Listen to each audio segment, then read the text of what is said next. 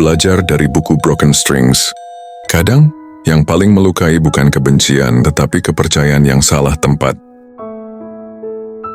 Dari buku Broken Strings, kita belajar bahwa tidak semua yang datang dengan perhatian, datang dengan niat baik. Ada perhatian yang menguatkan, ada juga perhatian yang diam-diam mengikat. Buku ini mengajarkan kita untuk lebih peka. Jika sebuah hubungan membuatmu takut bicara, ragu pada diri sendiri, dan merasa bersalah tanpa alasan, maka itu bukan cinta, itu tanda bahaya. Kita juga belajar bahwa grooming tidak selalu datang dengan wajah menyeramkan, ia datang dengan senyum, dengan kata manis, dengan janji perlindungan. Dan seringkali korban dibuat percaya bahwa luka itu salahnya sendiri. Padahal tidak. Yang paling kuat dari buku ini bukan ceritanya, tetapi keberaniannya untuk jujur, karena mengakui luka adalah langkah pertama untuk sembuh. Broken Strings mengingatkan kita, diam bukan berarti lemah dan berbicara bukan berarti mencari simpati. Berbicara adalah bentuk menyelamatkan diri. Dan pelajaran terpentingnya, luka masa lalu tidak menentukan nilai dirimu hari ini. Kamu bukan rusak, kamu hanya pernah terluka. Dan setiap yang terluka punya hak untuk pulih.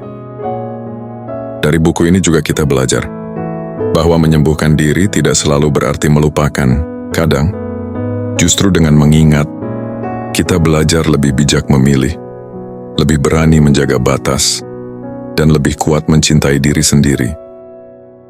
Broken Strings mengajarkan bahwa tidak apa-apa merasa marah, tidak apa-apa merasa sedih, selama kita tidak berhenti berjalan.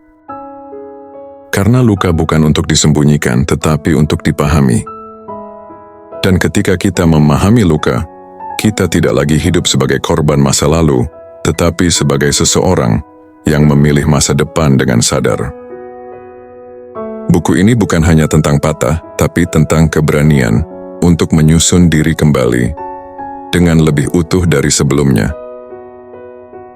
Karena terkadang, yang membuat kita kuat bukan karena kita tak pernah hancur, tetapi karena kita berani bangkit, meski pernah jatuh sedalam itu.